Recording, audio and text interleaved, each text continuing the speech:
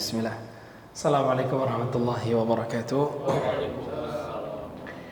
Alhamdulillah rabbil alamin wa bihi nasta'in ala umurid dunya waddin wa sallallahu ala nabiyyina Muhammadin wa ala alihi wa sahbihi ajma'in. Allahumma inna nas'aluka 'ilman nafi'an wa rizqan tayyiban wa 'amalan mutaqabbala. Allahumma 'allimna ma yanfa'una wanfa'na bima 'allamtana wa zidna 'ilman. Allahumma inna na'udzubika min 'ilmin la yanfa' wa min qalbin la yakhsha' wa min nafsin la tashba' wa min du'a'in la yusma'. Alhamdulillah, atas izin Allah Subhanahu wa taala, Allah berikan kita kesempatan untuk bisa duduk sebentar di majelis ilmu untuk menambahkan keimanan kita dan juga keilmuan kita tentang agama kita. Dan itu merupakan nikmat yang besar yang Allah berikan kepada kita semua.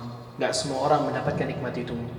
Bahkan ada kata seseorang itu sudah ada di hadapan dia sebab-sebab dia mendapatkan hidayah. Kalau Allah emang gak mau milih dia, gak akan dapat hidayah dia. Kita bisa lihat kisahnya Abu Talib. Abu Talib, pamannya Nabi SAW, semua tahu tentang dia. Dia sudah berjasa 10 tahun lamanya membela agama Islam. Dia juga punya jasa puluhan tahun terhadap Nabi SAW. 10 tahun ketika Nabi SAW berdakwah di Mekah, dibela sama dia mati-matian. Dia korbankan harta, tenaga, waktu, bahkan kehormatan dia demi membela agama Islam ini. Bahkan sampai Ibnu Katsir mengatakan, wahai Abu Talib, andai kata Allah tidak melarang kami mintakan ampun kepadamu, kami bakal mintakan ampun buat kamu. Tapi ternyata Allah larang. Bayangin 10 tahun dengan jasanya dia yang besar itu. Di akhir hayatnya Abu Talib sama sekali gak masuk Islam, sama sekali gak menerima hidayah Islam. Ingat loh, ini dia membersamai Nabi. Dia melihat bagaimana Nabi SAW berdakwah. Dia melihat bagaimana risalah itu turun dari langit. Dia melihat bagaimana perjuangan para sahabat membela agama Allah ini. Dia lihat semua itu. Tapi apalah daya, hidayah itu di tangan Allah Azza wa Jalla. Ketika Abu Talib berada di penghujung kehidupannya, lagi di kasur kematiannya, di sisi kanan dia ada Nabi SAW dan di sisi kiri dia ada Abu Jahal. Maka di situ Nabi SAW mengatakan kepada Abu Talib, ya ammi, qul la ilaha illallah kalimatan uhajulaka biha indallah. Wahai paman, ucapin la ilaha illallah, sebuah kalimat yang bakal aku jadikan hujjah untuk membela kamu di hadapan Allah nanti. Kemudian Abu Jahal mengatakan, ya Aba Talib, atarghabu an millati Abdul Muttalib. Wahai Abu Talib, kamu benci sama agamanya Abdul Muttalib. Terjadilah perang batin di hatinya Abu Talib. Siapa yang harus diikuti? Keponakannya kah yang selama ini dia bela, atau temannya sehingga dia menjaga kehormatan dia di tengah-tengah kaumnya? Ternyata Allah Azza wa Jalla menetapkan untuk Abu Talib dia sebagai orang yang mati tidak pernah menerima agama Islam sama sekali. Di ujung di kata-kata terakhirnya Abu Talib mengatakan, ana ala millati Abdul Muttalib. Aku berada di atas agamanya Abdul Muttalib, mati di situ. Subhanallah. Nabi SAW melihat kayak gitu kan sedih. Pamannya yang ngebela beliau mati-matian, mati belum beriman sama sekali sama Allah Azza wa Jalla. Dan itu bisa bayangkan di akhir-akhir penghujung kehidupan pamannya aja, Nabi SAW masih mengusahakan biar pamannya dapat hidayah. Kemudian Nabi SAW mengatakan, wallahi la astaghfirannallaha laka ma lam unha anka. Demi Allah wahai paman, aku bakal mintakan ampun kepada Allah buat kamu selama aku enggak dilarang sama Allah Azza wa Jalla. Ternyata turunlah firman Allah Azza wa Jalla di surat Al-Qasas ayat ke-66 di mana Allah mengatakan, innaka la tahdi man ahbabta.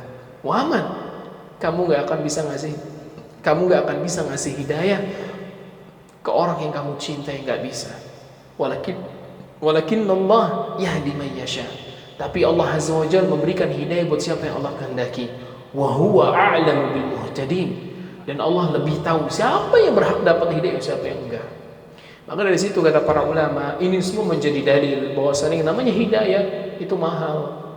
Itu hidayah Islamnya aja udah semahal itu, apalagi hidayah mau belajar agama Allah Azza wa Jalla. Maka itu lebih mahal dan lebih langka lagi. Makanya kalau kita dikasih kesempatan sama Allah Azza wa Jalla untuk bisa duduk sebentar, gak akan rugi sama sekali. Orang pekerjaan juga gak akan hilang begitu kan. Justru malah sebaliknya, kalau kita meninggalkan kesempatan kayak gini, boleh jadi akhirat kita malah yang hilang. Dunianya masih ada, akhirat yang hilang. Tapi kalau kita datang untuk akhirat, insya Allah dunia tetap ada. Itu jaminan dari Allah Azza wa Jalla.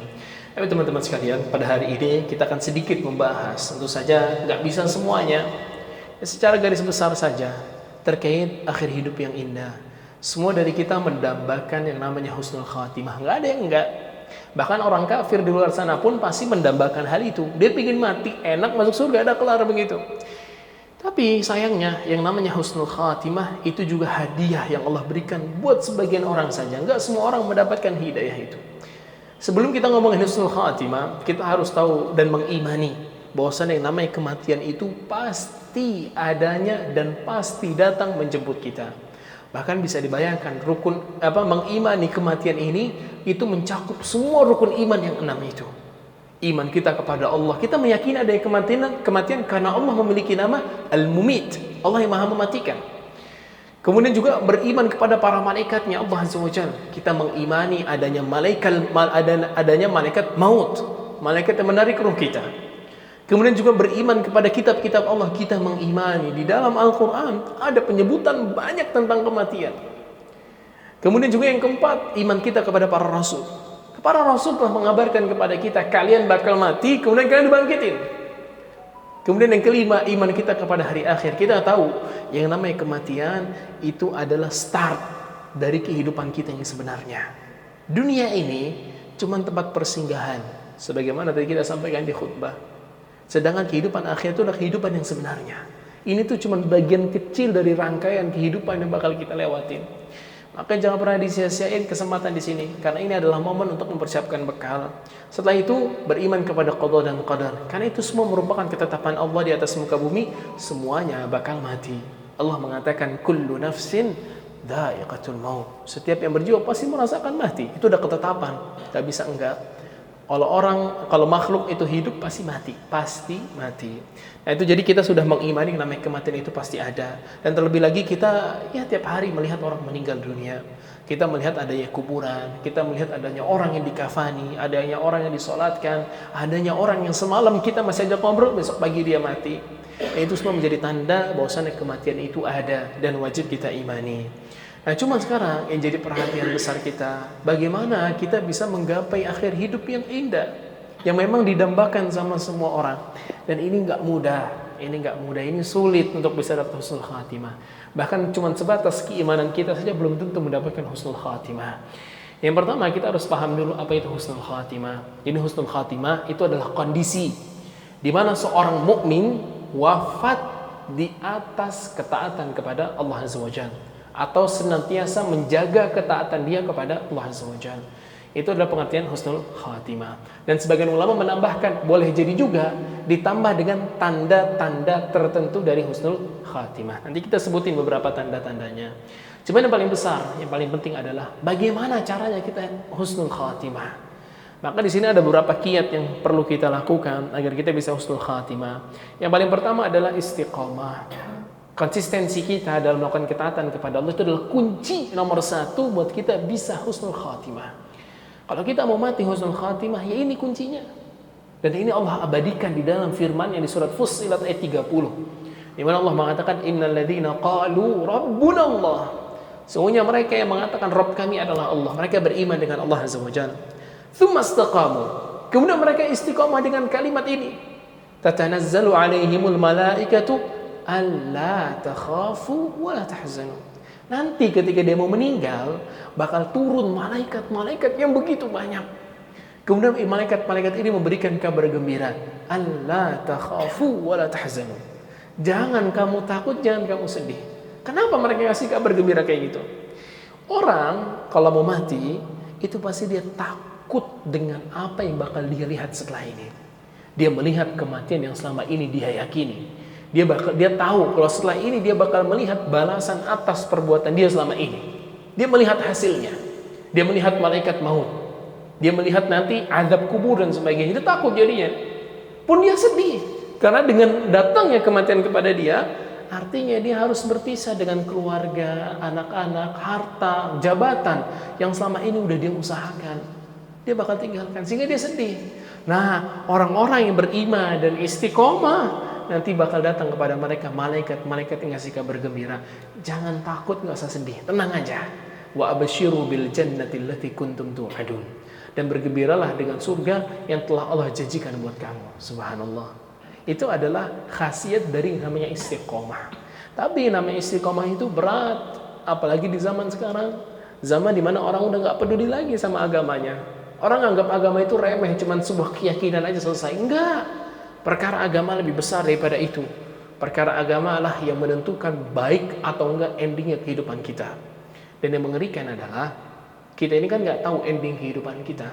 Mungkin sekarang kita lihat kita orang soleh. Mungkin orang melihat orang lain itu orang yang soleh, penduduk surga yang berjalan di atas muka bumi.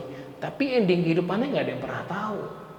Makanya Nabi SAW memberikan wanti-wanti besar dalam sebuah hadis di mana beliau bercerita ada seseorang yang dia sudah dicap sebagai penduduk surga yang berjalan di atas muka bumi.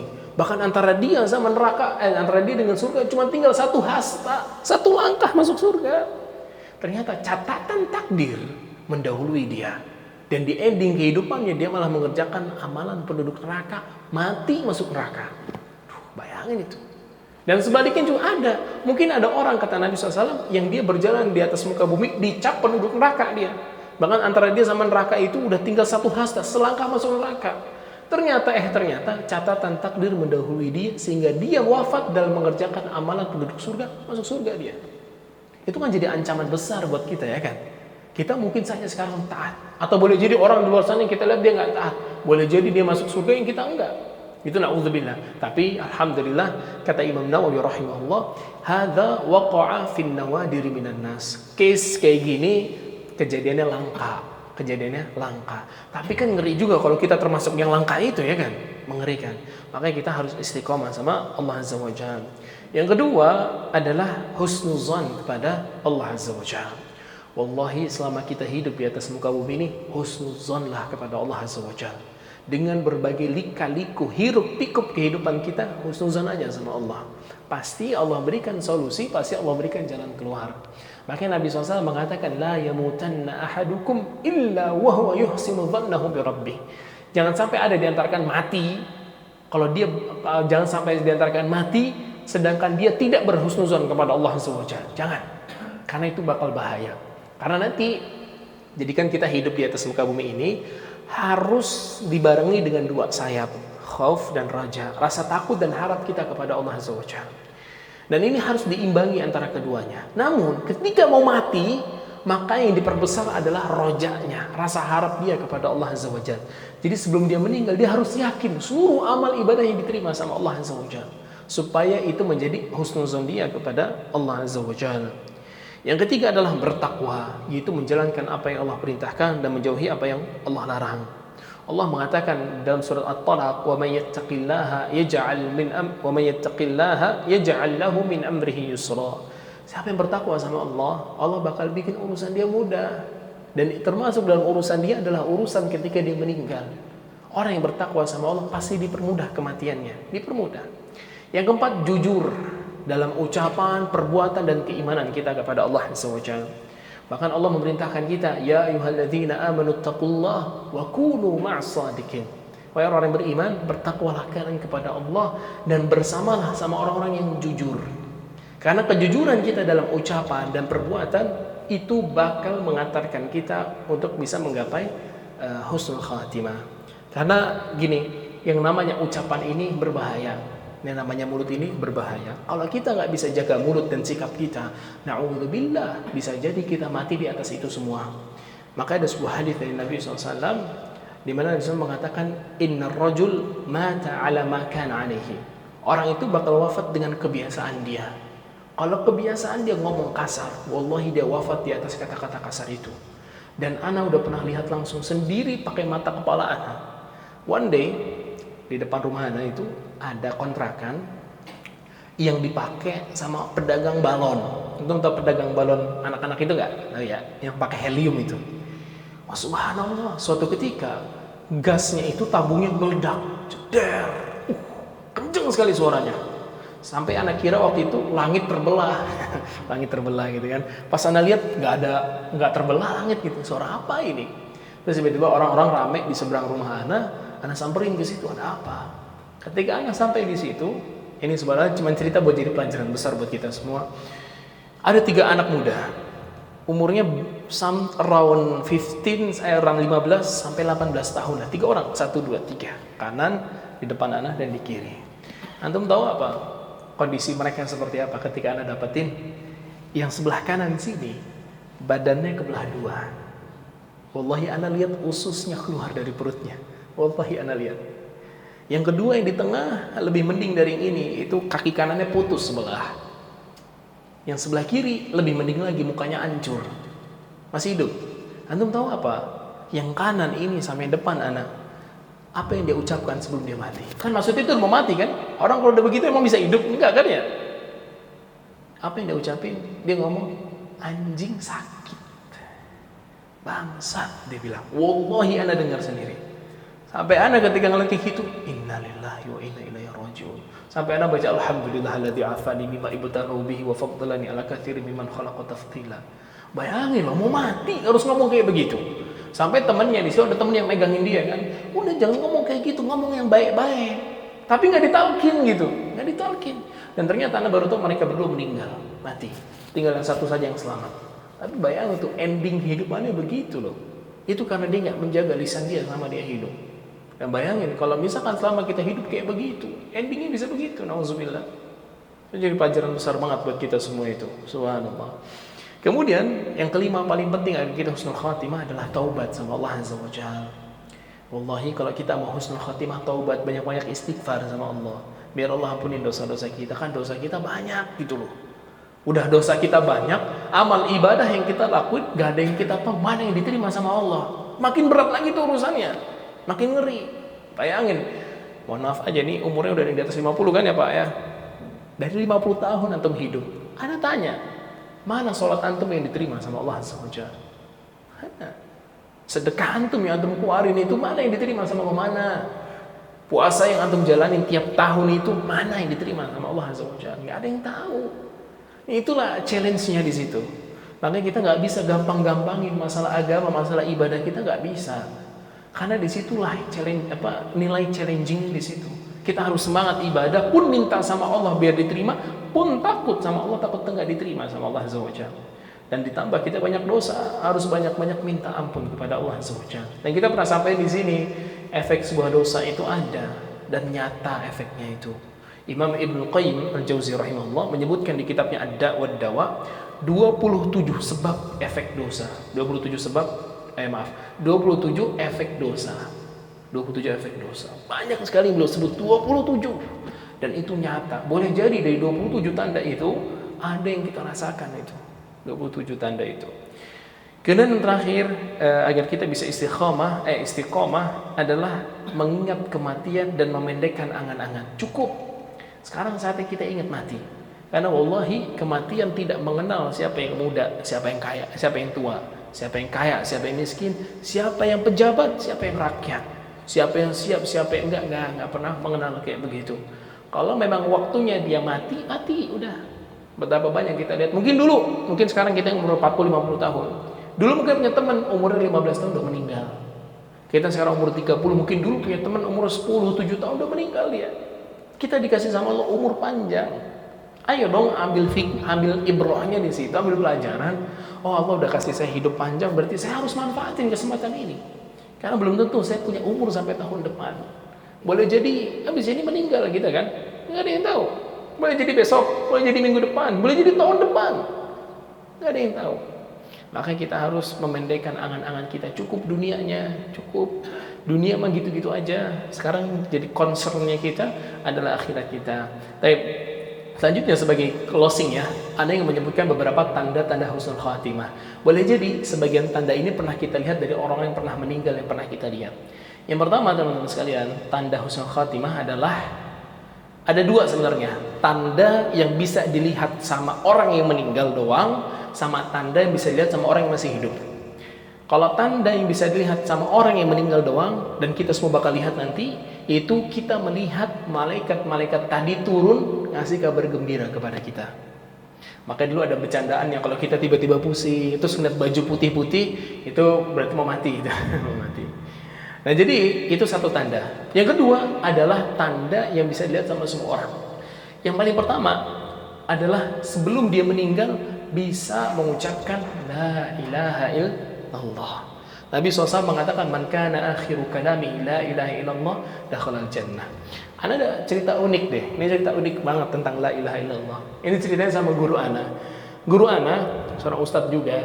Beliau punya klinik kesehatan. Nah, beliau punya ambulan. Cuman suatu ketika supir ambulannya lagi nggak masuk karena mendadak ada pasien yang butuh dibawa segera ke rumah sakit. Akhirnya guru ana dengan rendah hatinya dia menyetirin ambulan itu, bawa pasiennya 2 orang. Satu yang sakit itu bapak-bapak, yang nemenin ibunya, istrinya.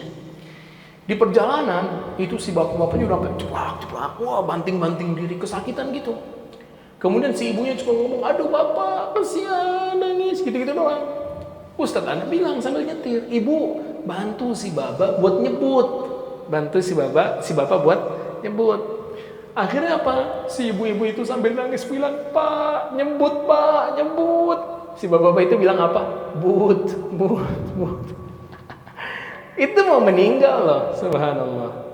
Itu mau meninggal. Jadi dia nggak bisa mengucapkan la ilaha illallah. Dan itu bahayanya kebodohan. Bahayanya kebodohan sampai pada titik itu loh.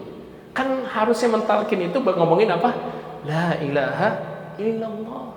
Tapi dia nggak bisa ngomong kayak gitu. Karena kejahilan. Ngeri itu yang namanya kejahilan. Dan tidak disyaratkan harus la ilaha illallah. Boleh kalimat-kalimat indah yang lainnya. Seperti Allahu Akbar, Subhanallah, dan sebagainya, boleh. Atau baca ayat Quran. Nabi kita SAW saja meninggal tidak membaca la ilaha illallah. Belum meninggal sambil mengatakan ma'ar rafiqil a'la, bersama orang-orang yang duduk kedudukan yang tinggi. Itu perkataan terakhir Nabi kita SAW. Itu menjadi dalil kata para ulama, tanda seseorang wafat dan husnul khatimah itu mengucapkan kata-kata indah sebelum meninggal dari ibadah. Yang kedua adalah tandanya adanya keringat di dahi. Di sini. Jadi kalau orang meninggal kita lihat, kemudian kok ada keringatnya di sini atau di jidat, di keningnya, maka itu tanda husnul khatimah. Dan itu disampaikan sama seorang sahabat bernama Ubadah bin Al-Hasim, di mana dia suatu ketika mengunjungi saudara dia, tapi tinggalnya di kota yang lain.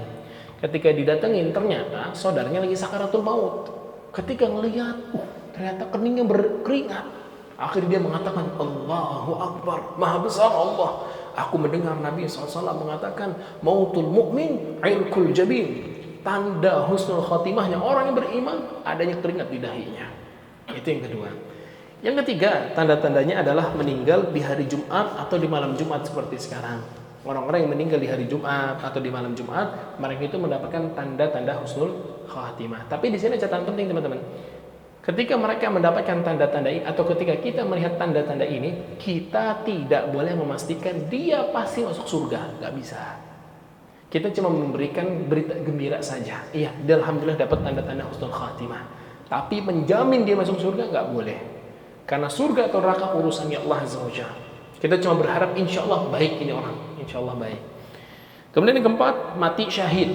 Mati syahid ini bentuknya banyak, nggak cuma perang. Jadi kata Nabi SAW, orang-orang yang syahid itu mati terus mendapatkan pahala syahid. Yang pertama, memang orang yang meninggal berperang di jalan Allah. Jelas kita tahu semua. Tapi ada yang kedua, kata Nabi SAW, yaitu orang-orang yang meninggal perang belum terjadi, tapi dia udah masuk rombongan perang. Udah masuk rombongan perang kemudian meninggal, maka dia sudah termasuk syahid juga. Termasuk syahid kata Nabi SAW adalah orang yang meninggal karena ta'un, penyakit atau wabah. Seperti kemarin kita ketika COVID itu kan banyak yang meninggal ya kan karena COVID.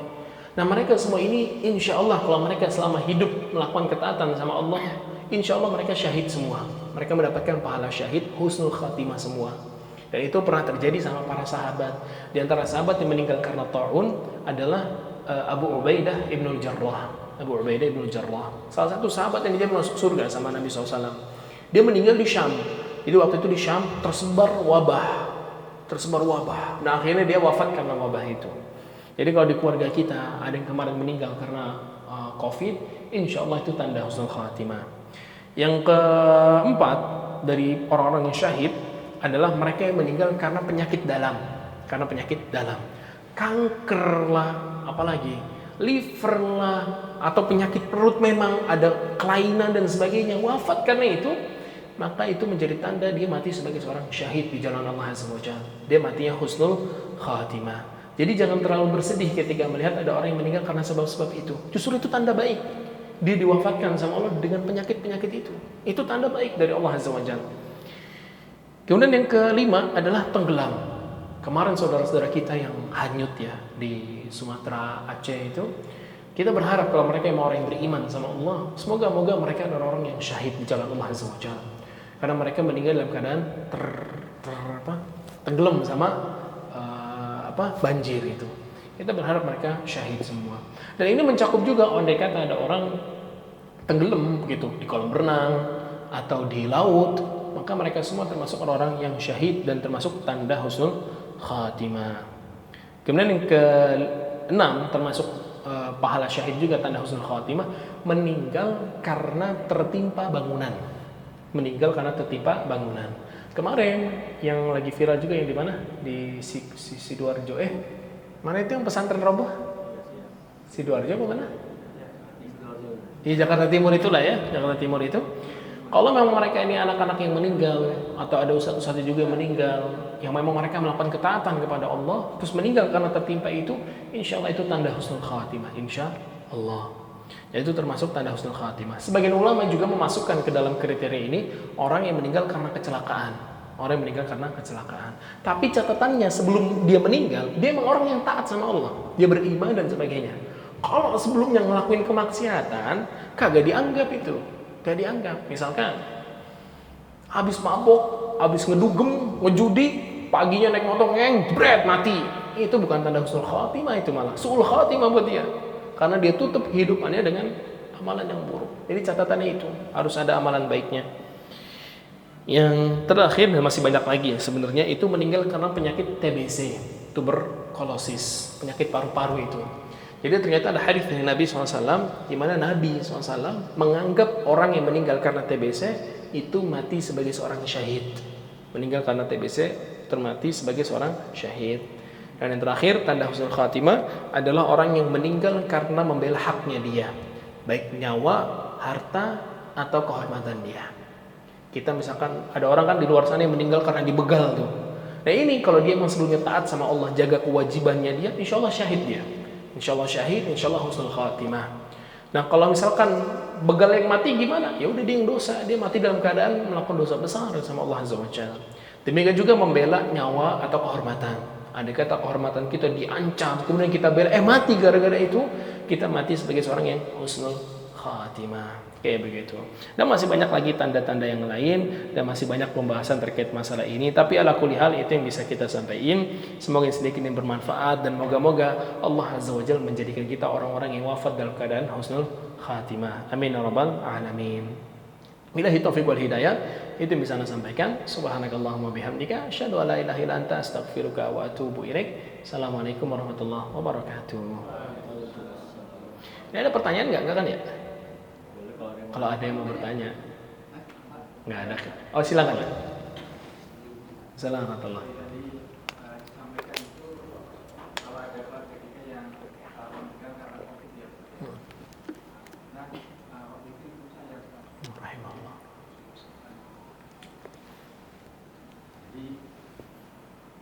Kebetulan kalau saat itu kan pemakamannya harus ini ya, protokol.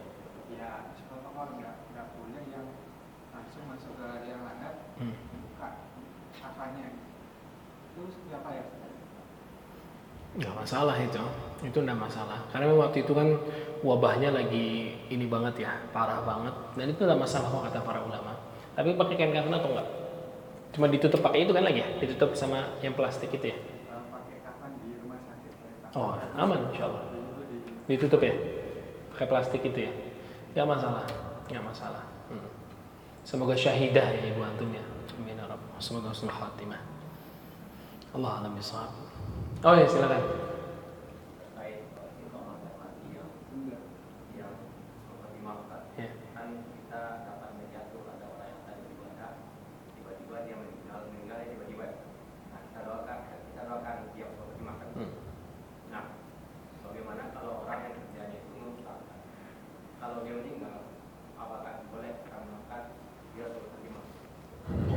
Dia kebiasaan apa ngerusak? Memalak utang. Memalak utang. Iya, karena